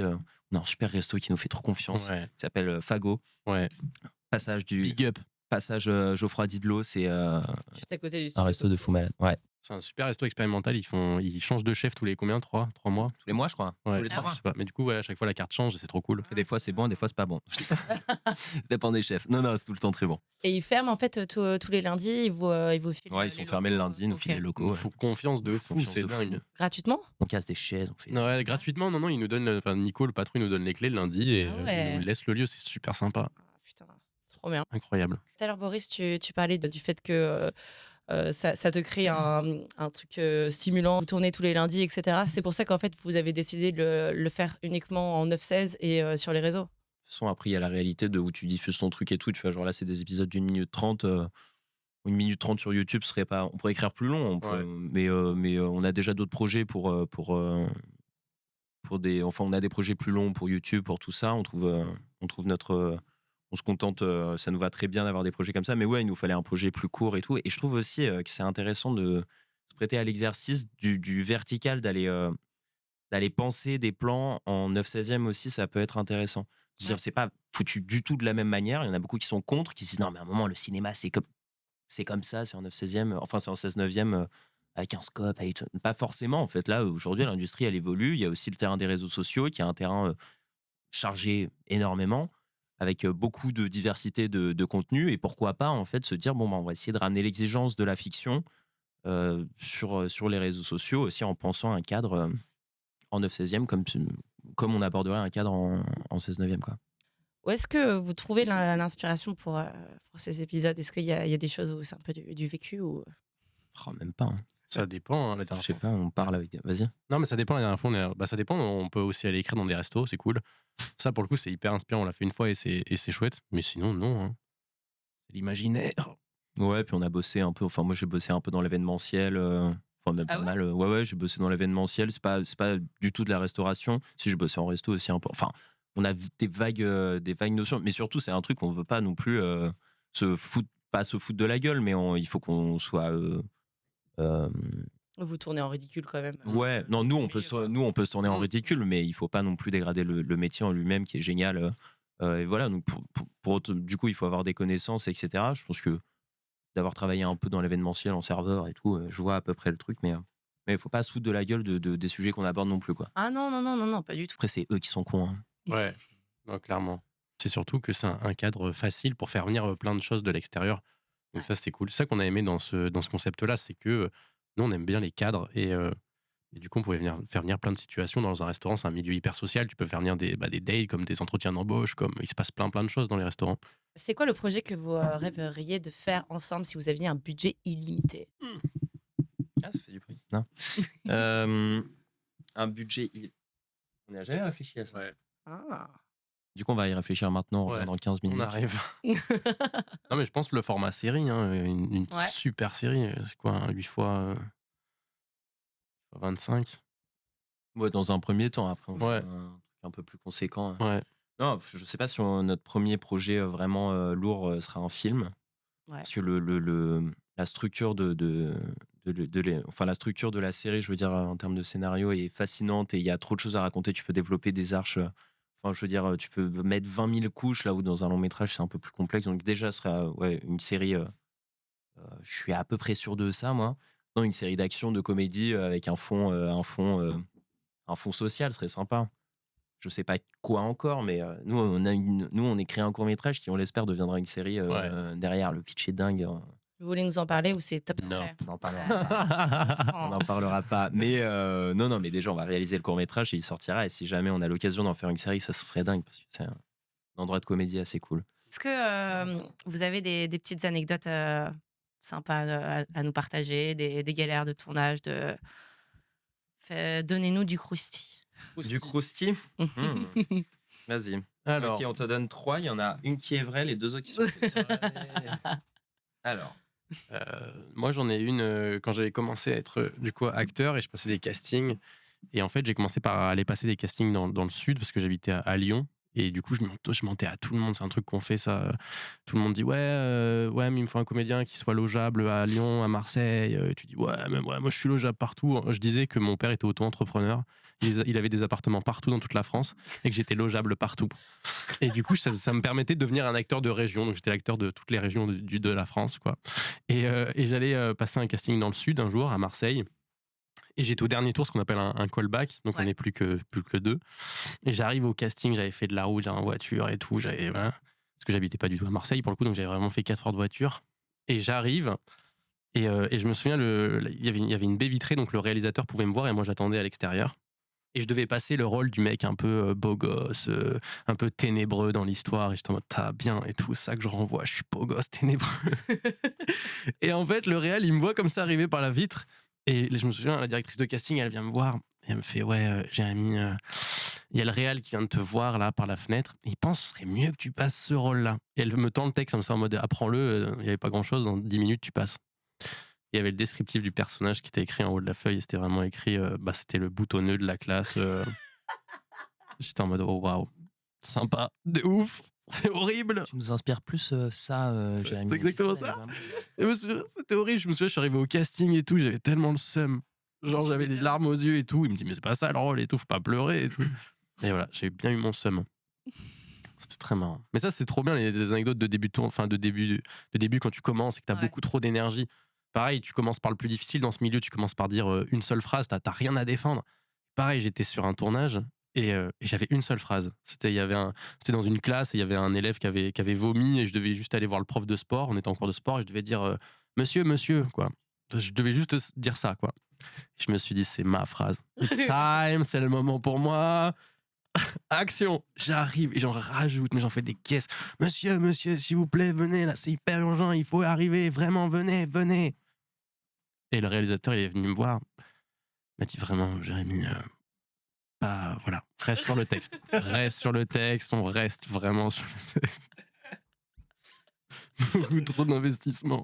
J'adore. Sinon, moi j'ai un truc, mais c'est une galère vraiment. Enfin, c'est pas une galère, mais c'est un truc qui m'arrive sur mon tout premier tournage de ma vie. Genre, moi quand j'étais petit, j'étais bègue. T'alignais pas deux verres, deux alexandrins, c'était mort. J'avais beaucoup de mal à parler dans la vie, surtout sous pression, quoi. Et ça commence à partir un peu à ce moment-là. Je crois que je suis en première année, en deuxième année, je crois, de mon école. Je commençais à m'en défaire vraiment, vraiment beaucoup, mais ça faisait longtemps que je m'avais pas été retrouvé en situation de stress, quoi. Donc, premier tournage, Cassandre avec Jérôme Porto, super et tout. J'ai quelques séquences, pas trop, je dois en avoir 6 ou 7. Bref, c'était 2-3 jours de tournage, un petit truc et tout. Mais il y a juste un son seul qu'on a dû faire juste avant la pause déj. Évidemment, c'est juste avant la pause déj. Bon, après, son seul, donc l'équipe, il y a une partie de l'équipe qui était déjà partie bouffer et tout. Et le son seul, c'est donc le rôle, je me souviens plus du nom du rôle, mais dans une cabine téléphonique qui appelle les flics, mais genre stressé, mais un truc, mais il est en mode non, mais ça va pas, il faut venir maintenant parce que vraiment, il y a un merde. Et il me tend, enfin, en plus, il est adorable, Jérôme, il a été hyper.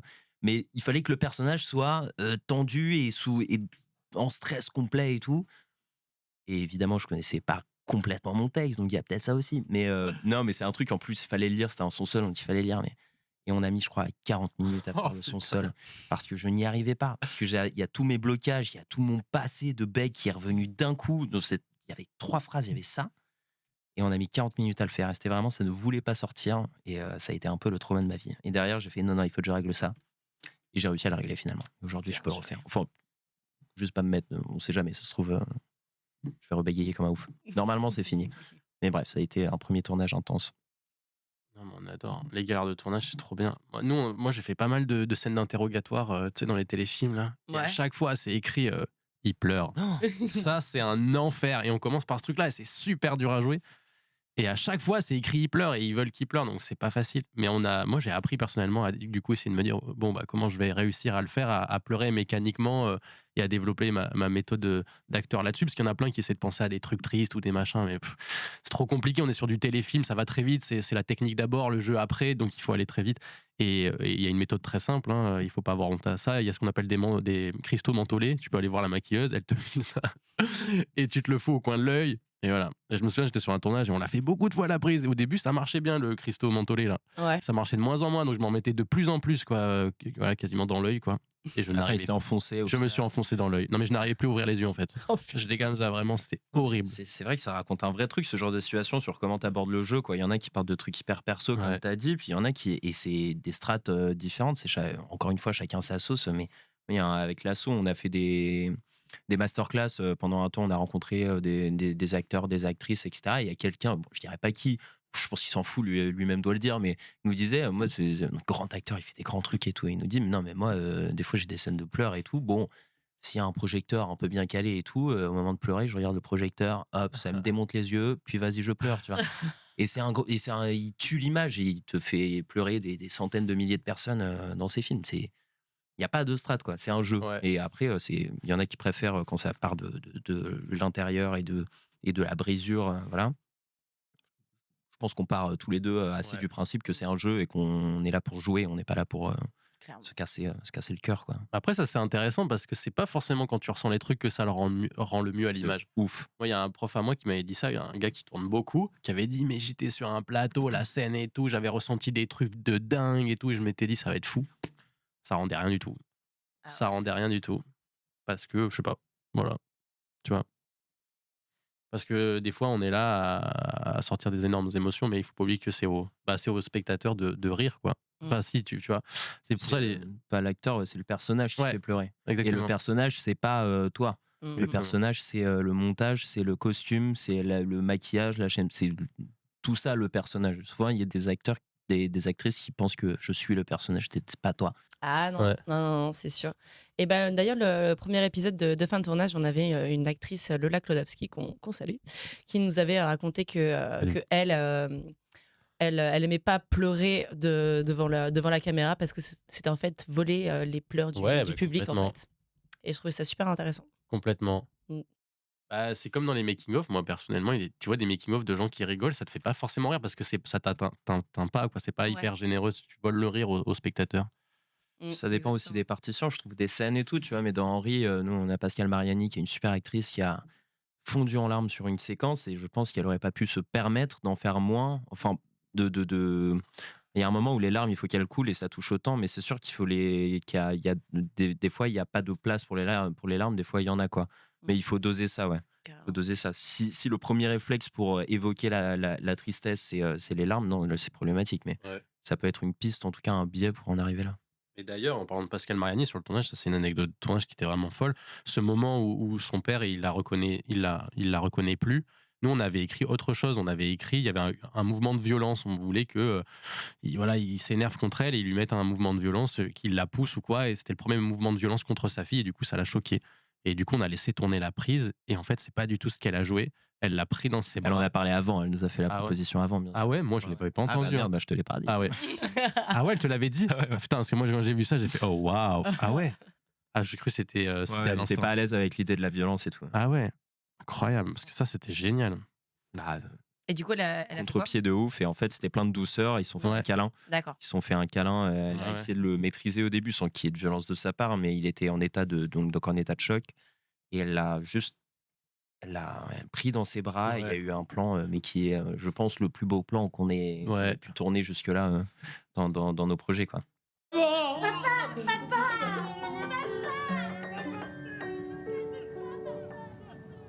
Il est incroyable, papy. Jérémy, toi, t'es aussi au théâtre, t'es sur les planches. Est-ce que tu veux nous en parler rapidement? Est-ce que tu as des petites actus? Incroyable. Moi, je joue dans une parodie de Star Wars depuis 4 ans qui s'appelle Space Wars, le pire contre-attaque. Donc voilà, on joue tous les samedis, dimanches et les vacances scolaires. Là, la saison s'arrête et on va possiblement reprendre l'année prochaine. On ne sait pas encore, on attend d'avoir confirmation. Et sinon, je joue dans une chouette pièce qui s'appelle Et si c'était elle, au théâtre Montmartre-Galabru. On a joué là tous les vendredis depuis janvier. Et cette pièce, il y a une double distribution, donc on est plusieurs à jouer sur le rôle. Et cette pièce sera présente à Avignon. Je ne sais pas encore si j'y serai, mais elle sera présente à Avignon et normalement à la rentrée à Paris dans un chouette théâtre. Voilà. Trop bien. C'est très cool. Et toi, Boris, tu as des petites actus ou est-ce que tu veux nous parler rapidement de ton autre association, l'Iris? Ouais, bah carrément. L'Iris, c'est un projet qu'on monte qui est génial avec Lilou, qui est pour le coup à la base ma pote.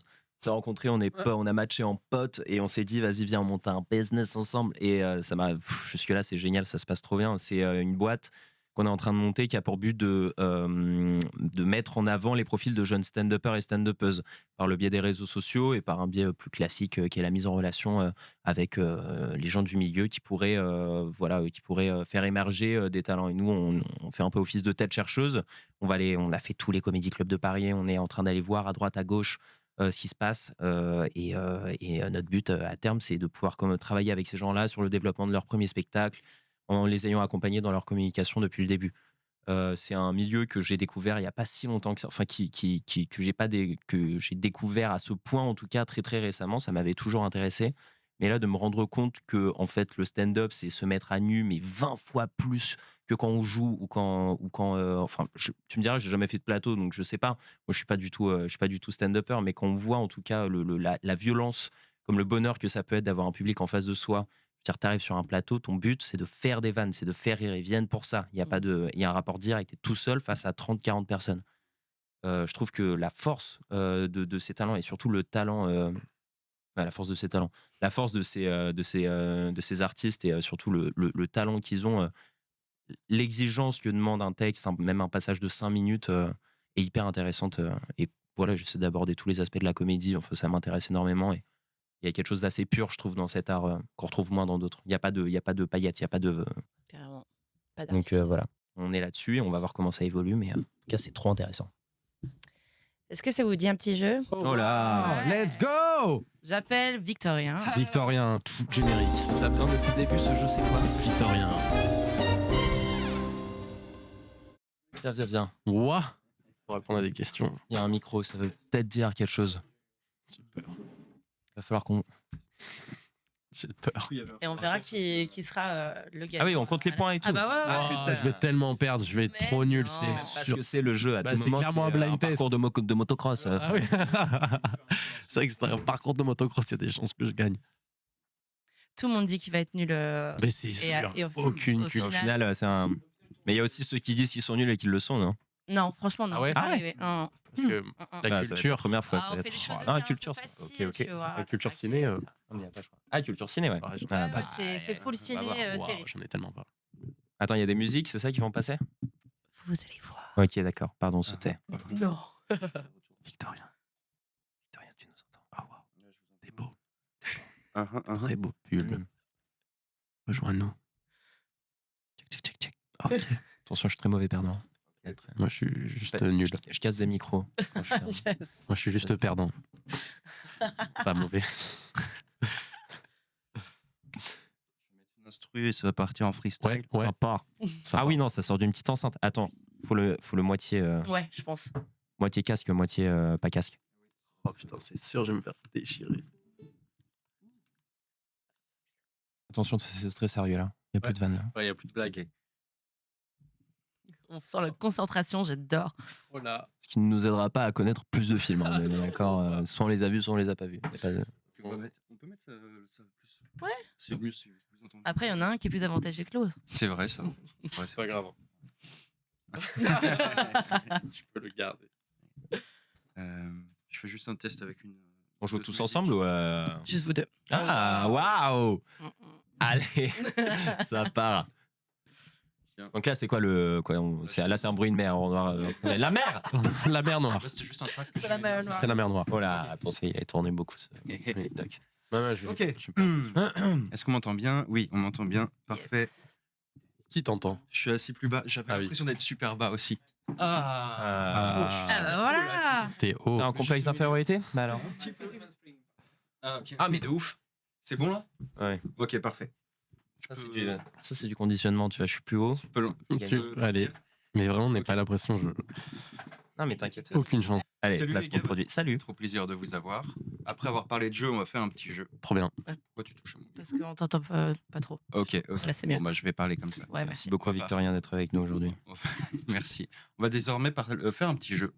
Et en 3 étapes, il y a une partie blind test qui s'appelle Go Blind or Go Mute.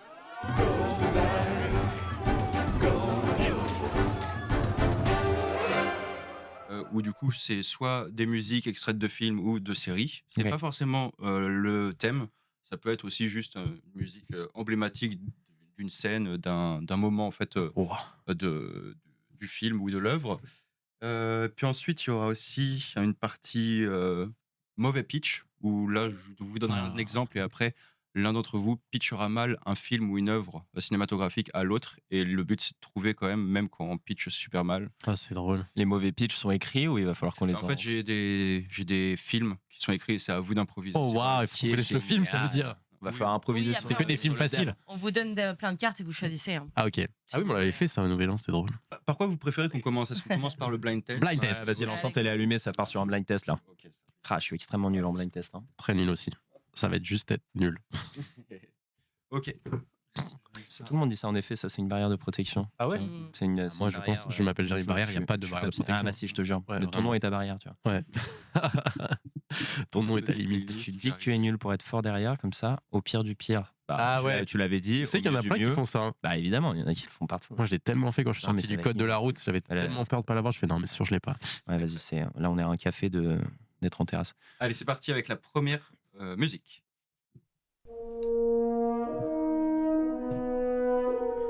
Ça commence mal.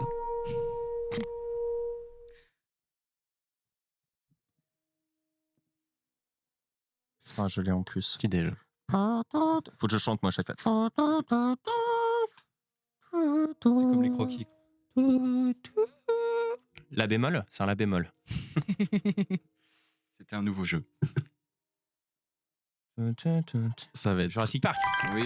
Ah mais putain, c'était ça, j'allais le Ouais, dire mais dès le j'avais début. mais je sais, c'est le. Ah ouais, mais j'allais le dire dès le début. vrai C'est qu'on pas la connaît partie la plus connue. Ouais, voilà, c'est ça. Ah mais d'accord. C'est la vraie intro.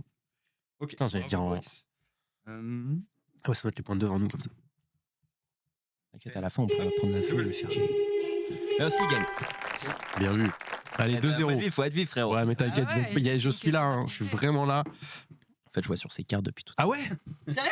Non, l'heure. Non, je déconne. pas de triche. Prison Break. Ouais. Ça, c'est Prison Break, ça? Attends. On se la laisse un peu? Ouais. On a les droits. Parce que j'ai regardé que cette série, moi. Franchement, je regarde. Ah, mais ça, je l'ai rematé il y a pas si longtemps que ça en plus. Ouais, mais c'est la seule série que j'ai vue, donc franchement, si je l'avais pas, c'était mort. Je crois que ça change en anglais. J'ai pas le temps, mon esprit. J'ai pas le temps. Mais c'est pas Prison Break, ça. Si. Prison Break en français. Mais Boris, peut-être que tu l'as regardé en VO et du coup. Bah oui, c'est- d'accord. C'est le thème. Mais aussi, les gars. C'est le thème français. Ah là là. Ok, d'accord. C'est pour ça. Moi, je regarde pas du tout en VO, ça se voit. Je mets là comme ça, là. Par égal. Je vais lancer la prochaine.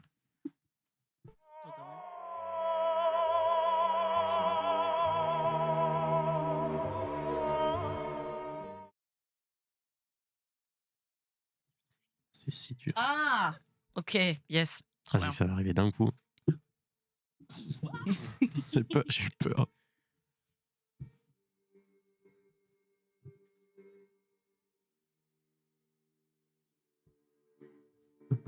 Ah.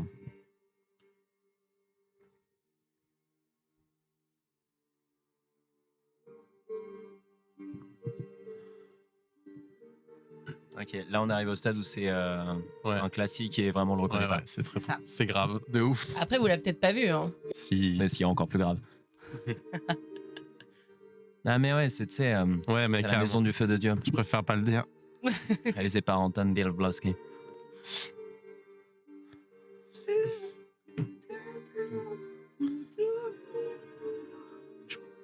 Est-ce que vous voulez un indice? Ouais. Vas-y. Je peux donner l'acteur principal. Ouais, quoi? C'est un film avec Jared Leto. Le mystérieux, le talentueux. Je vais raconter une C'est un année. replay. Après, vous n'êtes pas obligé de la voir. Ouais. hein. Attends, je peux vous raconter une anecdote sur ce truc-là? Ouais. C'est hyper marrant. En fait, moi, quand j'étais gamin, je faisais des films avec la caméra de ma grand-mère et je filmais mon cousin et ma cousine et je faisais des montages et j'avais mis cette musique Mais non. sur le film. Ah Donc, ouais. en fait, le seul film qui me vient, c'est le film de merde que j'ai fait quand j'avais 6 ans. C'était la réponse? C'était ça. Ça s'appelait, attendez, ah oui, ça s'appelait ça. Le secret de Terabithia, ça s'appelait comme ça, mon film. C'est ça. Moi, Jérémy, ça fait Non. Nickel. j'accepte Non mais je pas. vous jure que c'est vrai, c'est pour ça que le seul truc qui me venait c'était ça. Et je me disais putain, ah ouais. C'est quoi le film? C'est Requiem for a Dream. Ah ouais. Ça je me disais mon film. Vous l'avez vu quand même? Non. C'est très dur. Après, c'est qu'à voir. Ouais. C'est très dur. Quoi. On va le regarder. Allez, c'est part. Là, on peut vous proposer des beatbox aussi de musique de film et ça vous de reconnaître. Pam pam. Ça, c'est un peu.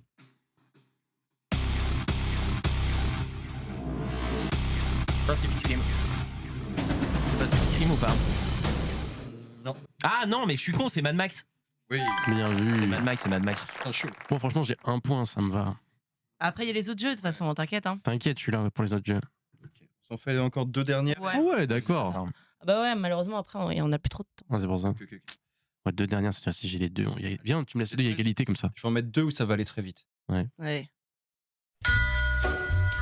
Sherlock. Non. Oh putain. Peaky Blinders. Bien joué. Bravo.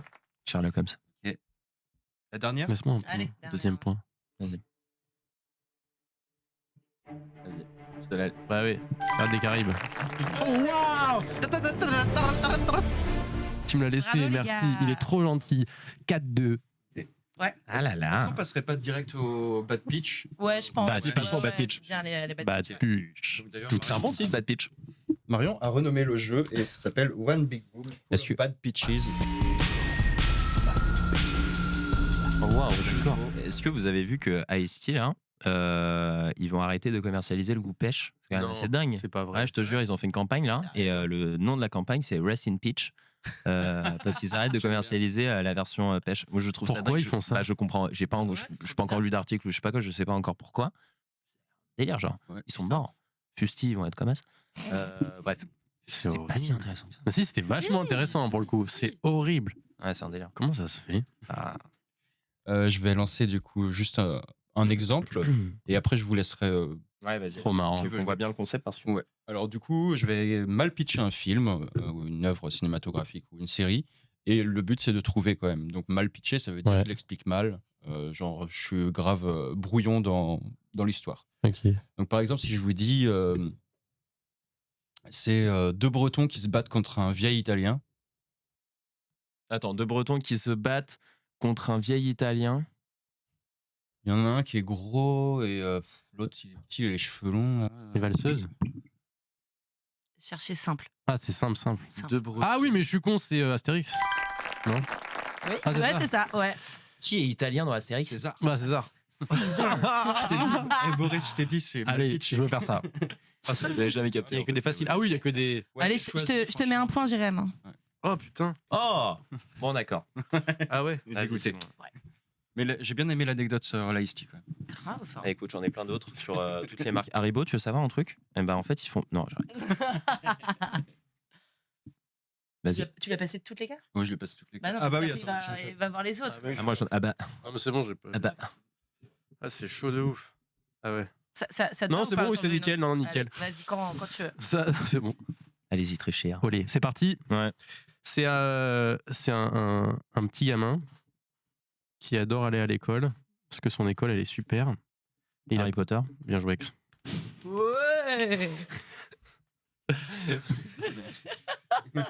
Mais on a fait ce jeu à Nouvel An, tu te souviens pas?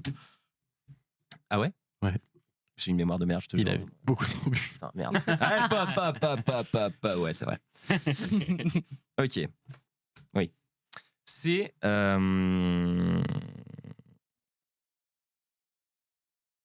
C'est l'histoire d'une famille qui est pas hyper là, tu vois, qui est pas hyper genre les gosses ils foutent la merde un peu, ils sont chiants, les darons bon, un peu le daron un peu balai dans le cul merde censuré. Non, c'est bon. Bah, balai dans le cul ils font chier et il y a que c'est que des têtes brûlées les gosses. Malcolm. Ouais.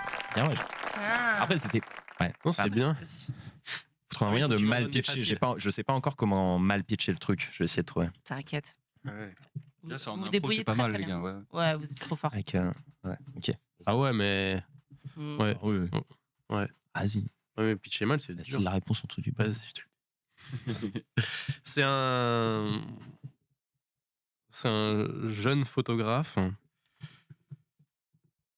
qui a pas trop d'amis et qui se fait putain mais Spider-Man. ouais, carrément ça, putain, j'allais dire qu'il se fait piquer par Bien joué, non. mais J'avoue que celle-ci, elle était un peu dure à mal pitcher. Ouais, trop fort. Le jeune photographe, il a trouvé direct. Spider-Man. Ah. Attends, ça peut être des barres. Alors, c'est l'histoire d'un gars grave in love. En fait, c'est sa russe. Ah oui, bah je suis con, c'est Star Wars. Yeah. Oh putain, j'aurais pas trouvé, j'aurais été en mode oh, waouh, je joue ça depuis si longtemps. Le mec vit vraiment le gars qui a en fait une russe tous les dimanches et les samedis, quoi. Oui, c'est ça. Je rigole, c'est un moment, Ouais, il, c'est fort, c'est un moment, il a écrit Henri. Vas-y. Attends, qu'est-ce qui est fort? De quoi? Attends, je crois que j'ai. Rapproche un peu du micro. j'ai peut-être Ouais, compris. attends. Bah oui, mais t'as compris. Pourquoi c'est c'est fort? Tu vas voir, sois patient. Attends, me dis rien. Contre-soirée? Non, ça aurait été fou. Ok. Bon, ouais, franchement, c'est deux flics hyper cons aux États-Unis qui essaie de résoudre un crime. Bah, c'est Pamela Rose. Ouais. Des bars. C'est bien de mal le Putain, mais pitcher. c'est dur de mal pitcher des Mal trucs. pitché, Je pense qu'on va rester sur ce jeu pour la fin, non? C'est bien. Ouais, bah. Bah, vas-y, moi ça me fait On pareil. fait ça Il, jusque. il On fait reste tout. encore 5 minutes. Allez, on fait toutes les cartes. Oula, allez. Là, c'est vraiment écrit petit déj. Non. En fait, je suis juste passeur de cartes, là, je me viens de m'en rendre compte. Ouais, mais je pense qu'il faut. J'avoue. De saison en saison, ça. Ça diminue. Mais tu veux pas, sinon tu nous les fais et nous on répond. Tu peux On en peut faire faire ça aussi, mais quelques-unes, on peut des comme trucs, ça. hein, C'est Victor, plus hein. logique, comme ça il y a un concours. Ouais, c'est- Ouais. Ah, Vas-y. de ouf. Vas-y, fais. Ok. Ça, tu les Tu veux que je enchaînes. le fasse? Ouais, Moi, je le fais, mais je change un truc dans mon pitch. C'est un petit yinche. Petit yinche qui se balade dans Paris. Et genre, à un moment, il y a un autre yinche qui lui prend comme ça par les tout de bras. Tu fais, tiens, petit yinche, tu es maintenant roi. C'est de Paris. Le roi lion. Yes. C'est le roi chien. C'est le roi ouf. Le roi ouf. Ah vas-y, comme ça c'est toi qui les fais. Ça, il y a un concours.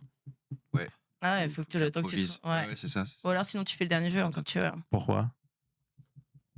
Parce que du coup, il faut qu'il réfléchisse. Ah ouais, mais sinon nous on le fait. Vas-y, nous on le fait. Hein. Et Moi, tu joues vous comme en ça. sors. Putain, à tout moment, ouais. Ouais, mais du coup, j'ai vu la réponse.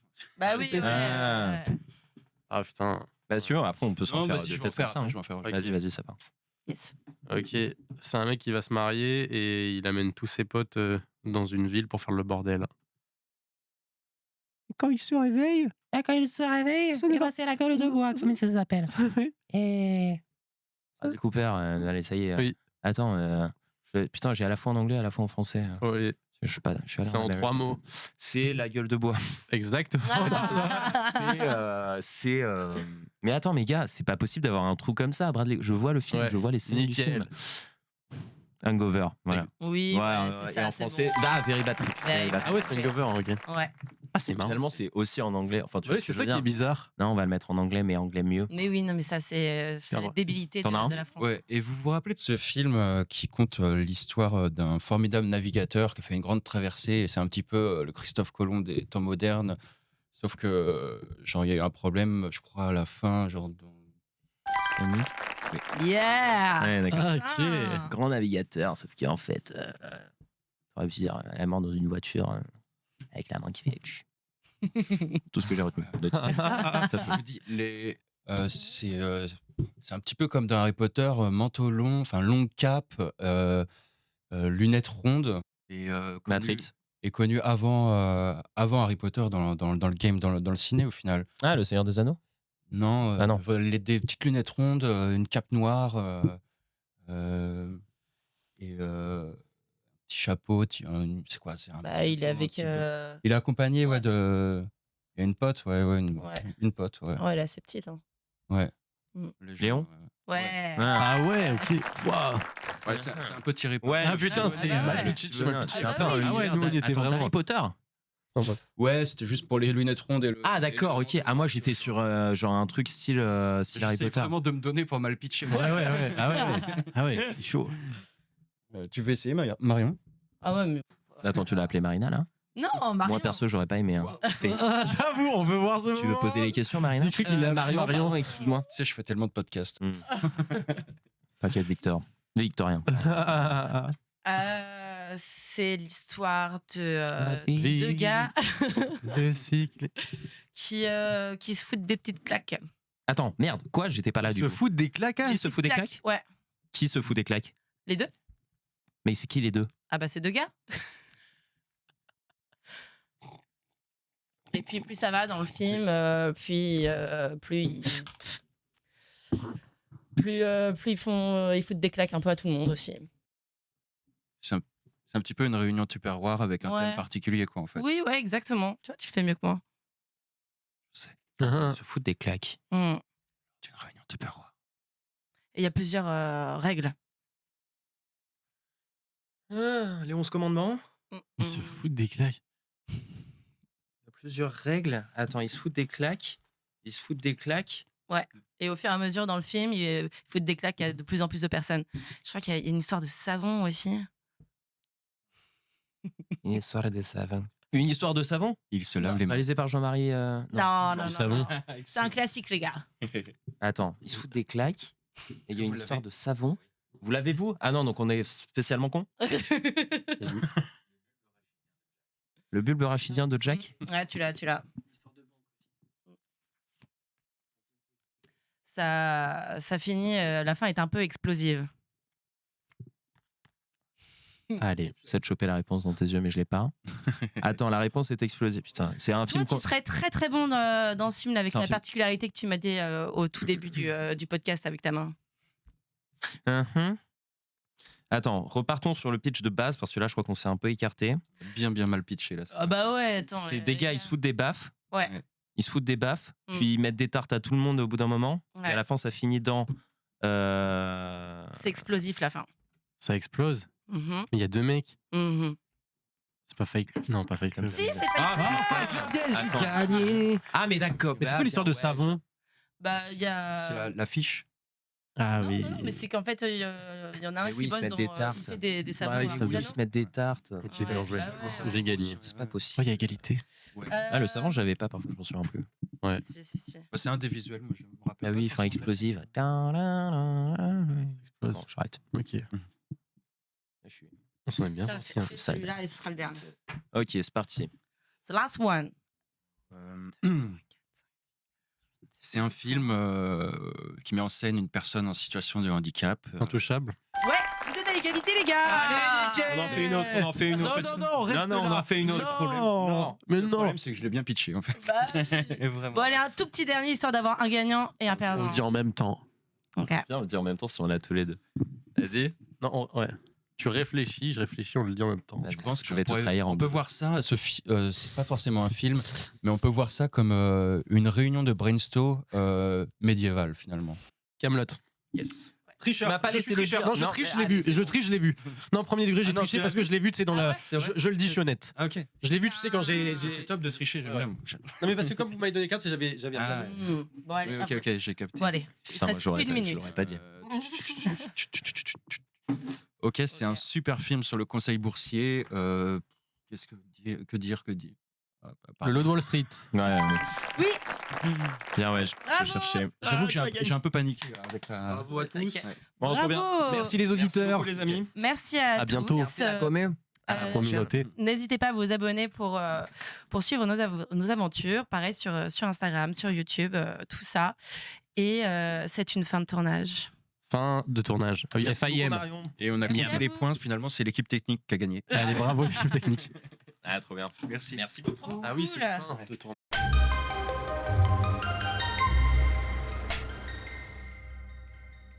Créer à deux, c'est comme partager un langage qu'on a inventé ensemble. Une mécanique bien huilée pour mieux créer. C'est comme ça qu'avancent Jérémy et Boris, en équilibre sur leur complicité, avec cette souplesse précieuse des duos qui durent. Ce qu'ils partagent, ce n'est pas qu'une méthode de travail, c'est une façon d'habiter leurs idées, de les faire vivre à deux voix. Et peut-être que la vraie force d'un duo, c'est de se rappeler chaque jour pourquoi on a choisi de raconter ensemble. Merci d'avoir tendu l'oreille, et si toi aussi tu crées à deux, ou que tu en rêves, garde cette envie au chaud, elle a sans doute quelque chose à te dire.